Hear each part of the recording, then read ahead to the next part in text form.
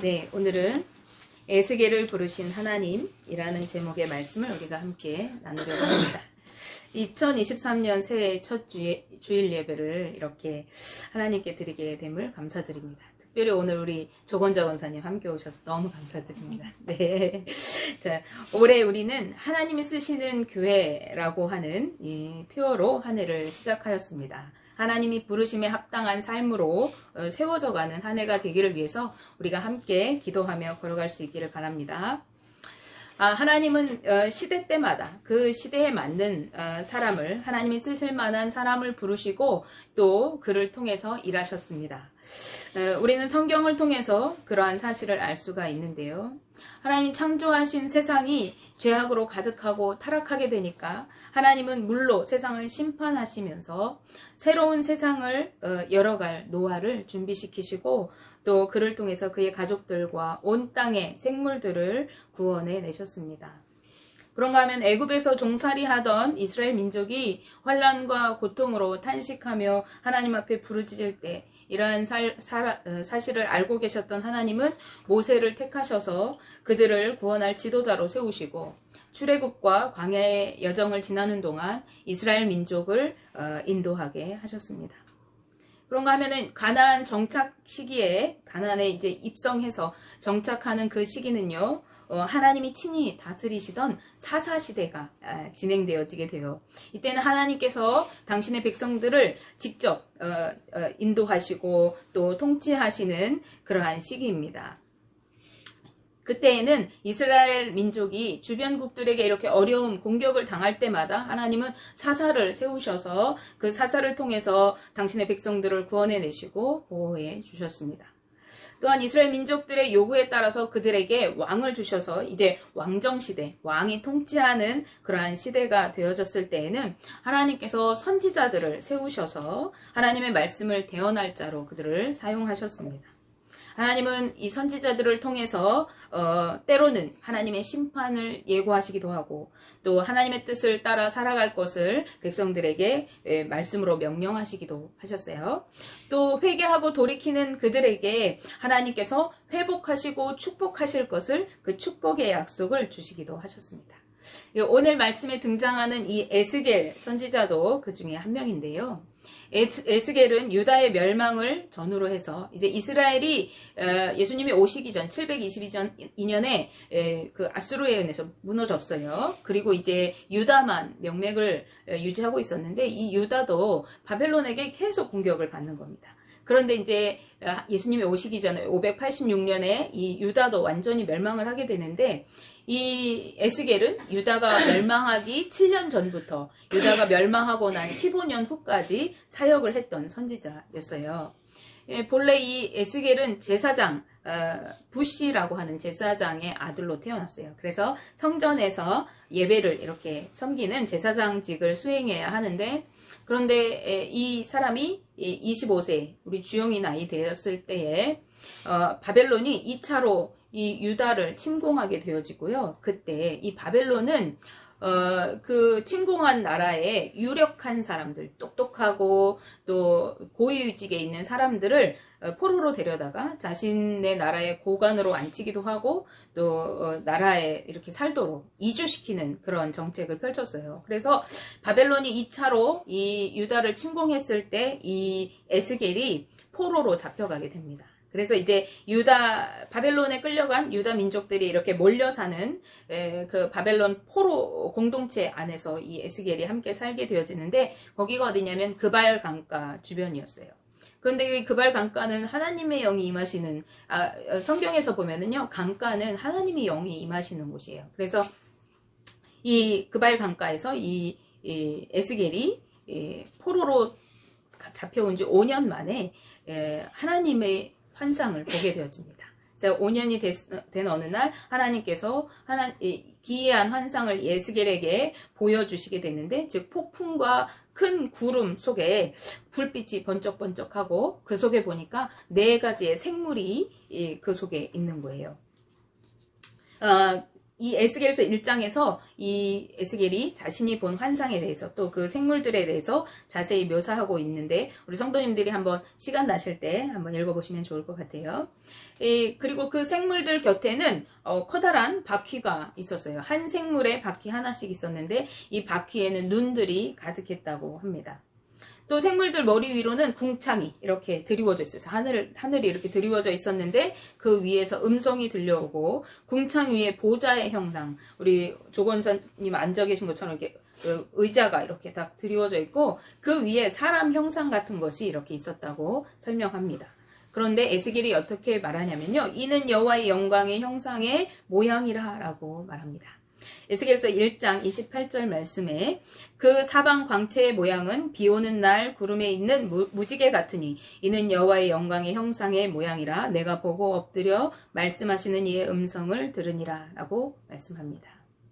환상을 통해서 하나님은 이스라엘에게만 존재하시는 이러한 지역적인 하나님이 아니라 저 이스라엘의 그 성전 안에 그 지성소에 있는 곳에 거기에만 계시는 하나님이라고 이때 당시 사람들이 많이 생각을 했어요. 그런데 이제 이 환상을 통해서 하나님께서 이스라엘 그 땅에 내가 떠나온 그 땅에만 계시는 하나님이 아니라 온 땅에 이방에도 존재하시고 세계를 다 다스리시고 통치하시는 분이라는 것을 이 에스겔이 깨닫게 되어집니다. 하나님은 이곳에도 계시고 저곳에도 계시는 하나님이시구나. 그리고 그 하나님이 지금도 우리들을 다 돌보고 계시고 우리들을 다스리고 계시구나라고 하는 이런 확신을 갖게 되어집니다. 환상을 통해서 이렇게 하나님의 나타나심을 보게 된, 그리고 그 환상에 압도된 에스겔은 그 자리에서 엎드리게 되어져요. 그 하나님의 그 영광에 압도되어서 그 자리에 바로 엎드린 그 에스겔을 하나님께서 오늘 부르십니다. 우리가 하나님 앞에 그 영광에 압도되어서 하나님 앞에 굴복할 때 하나님은 그때 우리를 부르시는 거예요.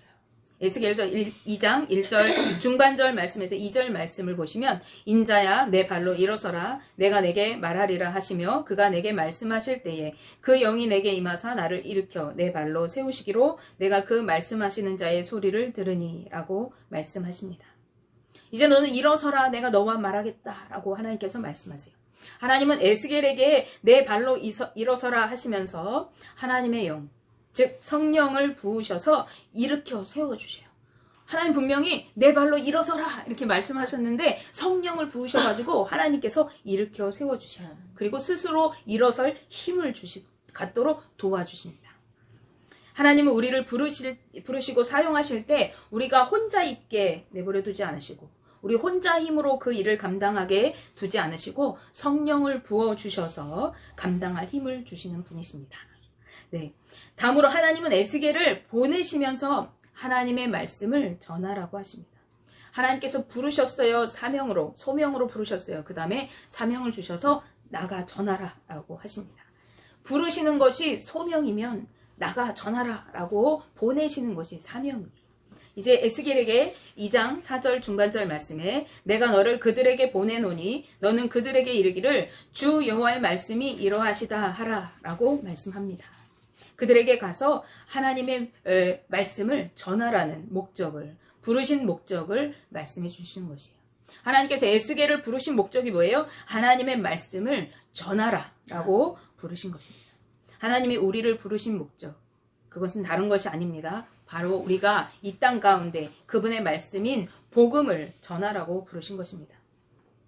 어떤 사람들은요, 하나님의 일을 한다라고 하는 것을 무엇인가 내가 대단한 일을 하면서 사람들에게 인정받는 그런 것이라고 생각하는 경향이 있어요. 하나님의 일을 하는 것이 꼭 모세처럼 어떤 위대한 지도자가 되고 다윗처럼 민족을 이끌 만한 왕이 되는 것이 그 앞에 서서 앞장서서 나아가는 것만이 하나님의 일이 아니에요. 우리가 해야 할 가장 귀한 하나님의 일은 하나님과 그가 보내신 예수 그리스도를 온전히 알고 믿는 것입니다. 그리고 그것을 전하는 것이에요. 예수님은 우리가 어떻게 하여야 하나님의 일을 할 수 있습니까? 라고 묻는 사람들에게 요한복음 6장 29절 말씀에서 하나님께서 보내신 일을 믿는 것이 하나님의 일이니라 라고 말씀하십니다. 그러므로 우리 성도님들은 부름받은 하나님의 자녀들로서 힘써 여호와 하나님과 그의 아들 예수 그리스도를 알고 또 믿고 전하는 일을 힘써야 하는 것입니다. 그런데 하나님은 에스겔을 어디로 보낸다고 하셨습니까? 네, 맞추셨어요? 띵동댕. 하나님은 바로 패역한 백성, 여호와 하나님을 배반한 백성에게로 보내신다고 하십니다. 하나님께 범죄한 백성, 얼굴이 뻔뻔하고 마음이 굳은 백성에게로 보내신다고 하십니다. 그들은 다름 아닌 그와 같은 이스라엘 백성들입니다. 그들은 하나님의 축복을 받은 거룩한 백성이었습니다. 그러나 지금 그들은 불신앙과 죄악으로 가득하여서 하나님을 배반하고 마음이 굳어진, 그래서 패역한 백성입니다. 하나님을 떠나간 백성이 되었습니다. 그들은 선지자 에스겔의 말을 듣지 않을 수가 있습니다. 오히려 그 말에 공격하고 반박할 수도 있습니다. 하나님은 그러한 사실을 알면서도 그들에게 가서 하나님의 말씀이 이러하시다라고 전하라고 하십니다. 에스겔서 2장 5절 말씀에 그들은 패역한 족속이라 그들이 듣든지 아니 듣든지 그들 가운데 선지자가 있음을 알지니라 라고 말씀합니다. 듣든지 안 듣든지 전하라고 하십니다. 그리하여 그들 가운데 선지자가 있음을 알게 하라고 하십니다. 우리가 전도하면서 실패하는 것 중에 하나가 내가 그 사람을 믿게 해서 교회에다가 이렇게 데려다가 앉혀놓아야 한다고 생각하는 것입니다.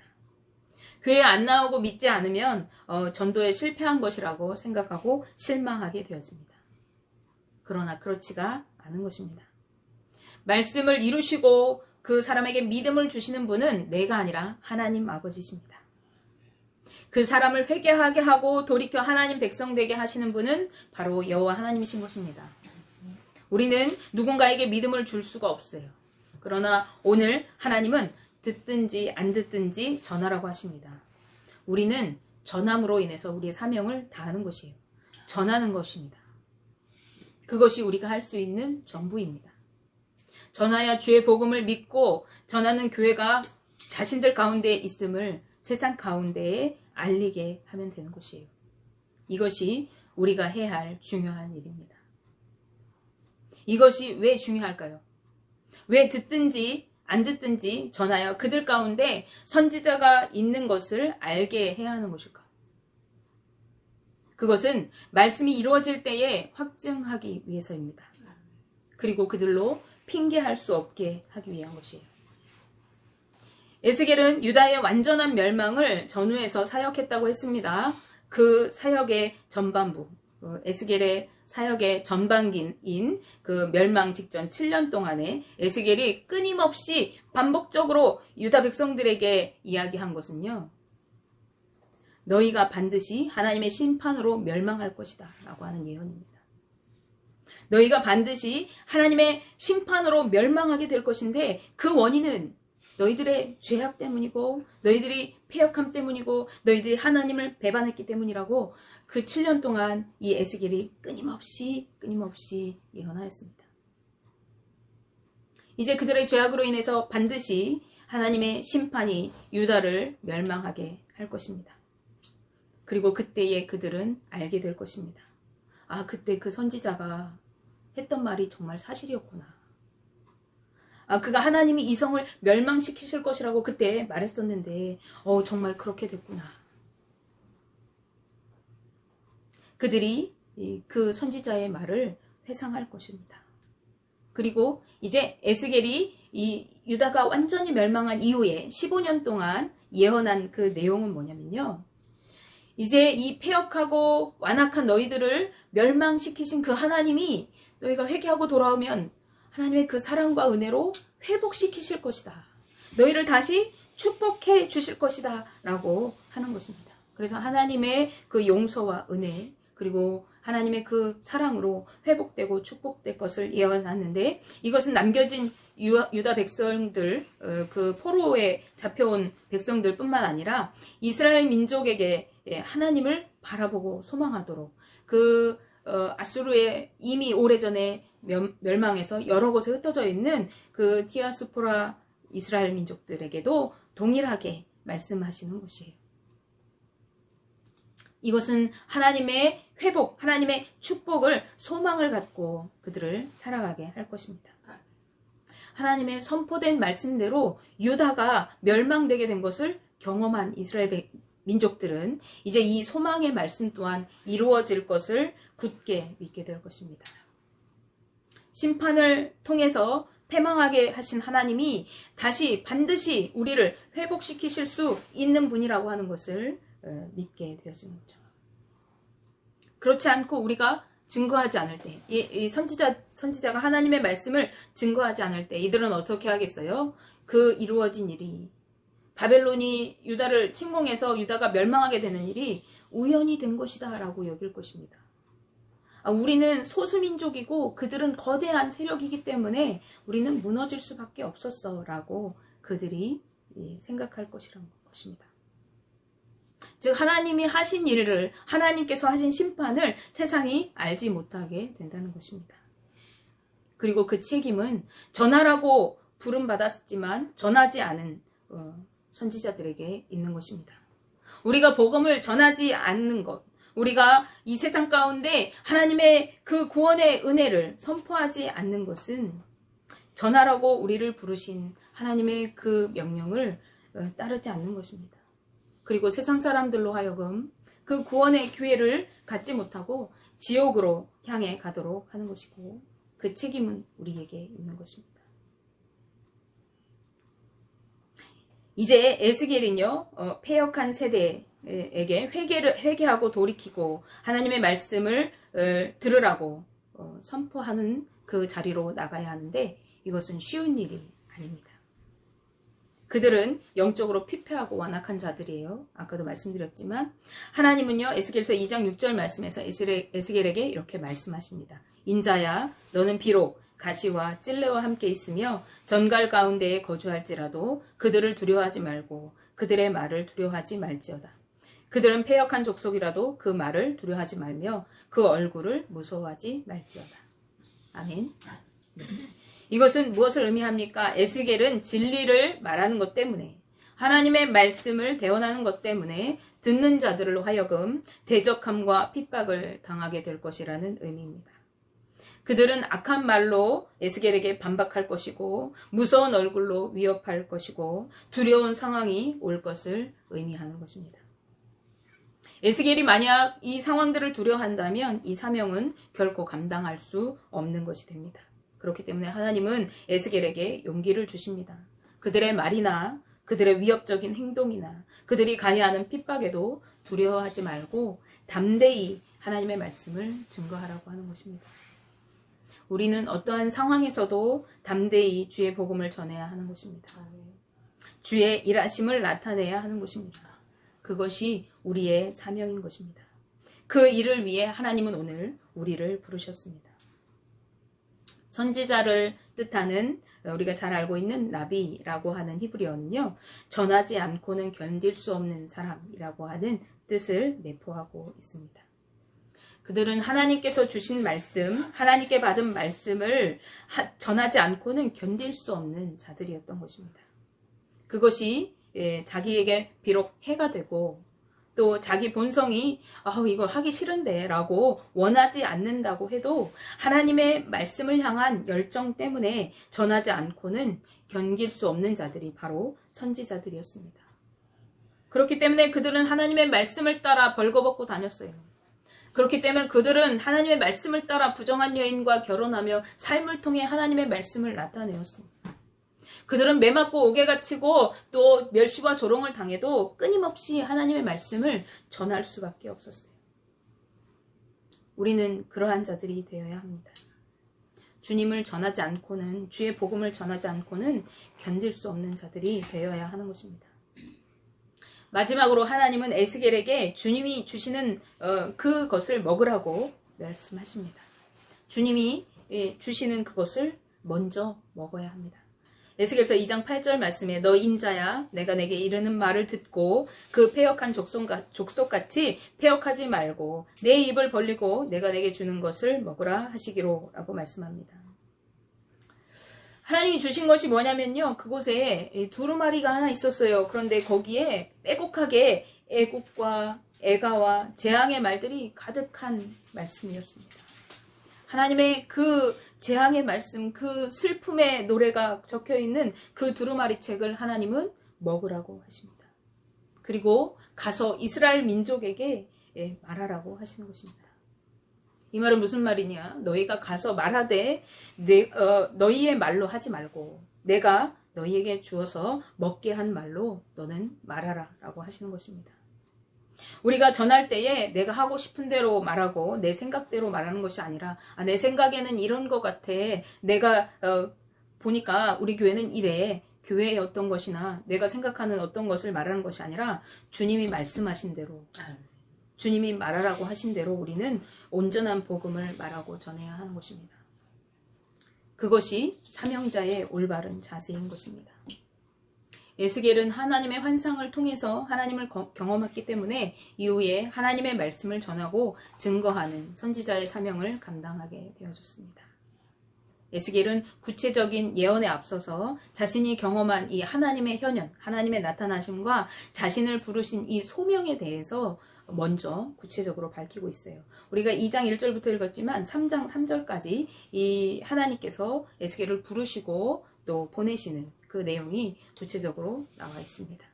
이것은 자신이 지금 이제부터 선포할 이 말씀이 내가 하는 말이 아니라 사람의 말이 아니라 하나님께서 친히 말씀하여 주신 그 하나님의 명령의 말씀임을 밝히고 있는 내용입니다. 오늘 말씀에서 하나님은 에스겔을 부르시고 그에게 성령을 부어주시고 그리고 담대히 복음을 전하도록 용기를 주시면서 가라 라고 명령하셨습니다. 가서 전하되 너의 말로 사람의 말로가 아니라 진리의 말씀을 전하라고 하나님의 말씀하신 그 말씀을 전하라고 말씀하여 주셨습니다.